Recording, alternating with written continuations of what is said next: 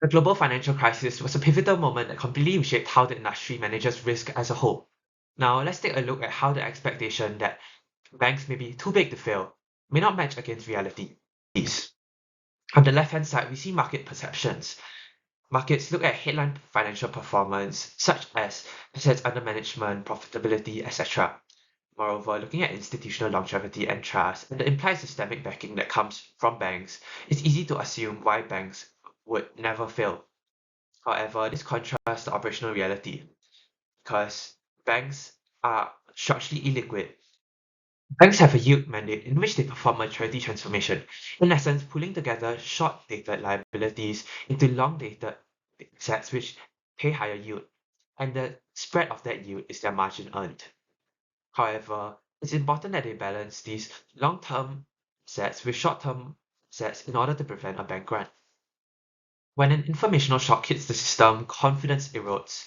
People start to preemptively withdraw their funds in order to prevent losing their funds. If too many people do this, this forces a liquidation. Banks are forced to sell their long-dated assets in order to gain immediate liquidity if they don't have sufficient cash reserves to provide withdrawals. This leads to overall capital erasure.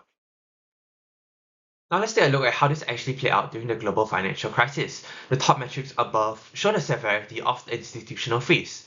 The LIBOR OIS spread blew out to an unprecedented 364 basis points. For reference, just about a year ago, the average had always been about 0.1% or 10 basis points. Banks were also exposed to one-day repo rollover horizon, and there were no prescribed regulatory floor on cash cushions. The mechanism of decline was driven by wholesale over-reliance. Banks had substituted stable retail deposits with cheap, short-dated interbank repo funding. When the asset opacity shock hit via subprime mortgage defaults, counterparties could no longer value the collateral. Trust eroded instantly, which triggered a systemic institutional run. Banks actively hoarded cash and refused to roll over short-term repo funding for their peers, completely paralyzing global financial plumbings. March 2020, we saw a modern parallel. The scale of this panic was massive. $140 billion in corporate credit lines were drawn down instantly, forcing $90 billion in emergency treasury liquidations, requiring the Fed to inject $1.2 trillion in daily backstops to keep the market functioning.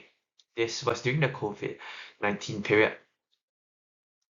In order to meet margin calls, fund managers had to execute desperation dash for cash and aggressively dump supposedly risk-free treasuries. This fractured market depth and proved that under severe systematic stress, even the most liquid assets on the market can completely cease. The funding shock here didn't start with toxic bank assets, it started with real economic panic. Corporations globally rushed to exhaust their committed bank revolvers, instantly straining their institutional balance sheet overall. While these crises look different on the surface, the underlying anchor is close to identical. In 2008, it was a classic credit story, driven by defaulting toxic subprime loans, while in 2020, it was a non-credit liquidation shock driven by external pandemic.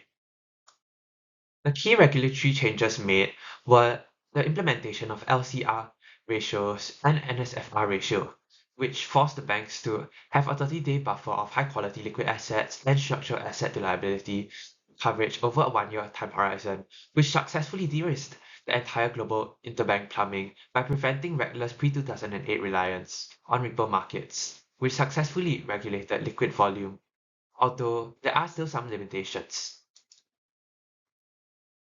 Now let's take a look at some potential limitations with direct friction between regulatory assumptions and modern operational realities.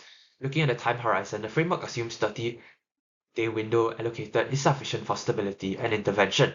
In reality, modern digital banking rails mean that 30 days is structurally too slow to react to massive, sharp, near-term, instantaneous drawdowns. Secondly, for perfect cash equivalents, such as sovereign bonds, these are still susceptible to interest rate risk and if not properly managed, can still cause bank runs as liquidity can vanish instantly. Lastly, behavioral assumptions model a slow-moving fragmented retail deposit base. In a hyper-connected era, this framework is completely blind to synchronized, real-time digital herding on social media that can mobilize an entire corporate deposit base in hours. Now we can see why standard stress testing may have certain limitations during a live panic. First, correlation convergence. When models assume historic diversification holds, in reality, asset correlations violently converge to one as everyone dumps the same positions simultaneously, destroying market depth. Second, the LCR hoarding trap.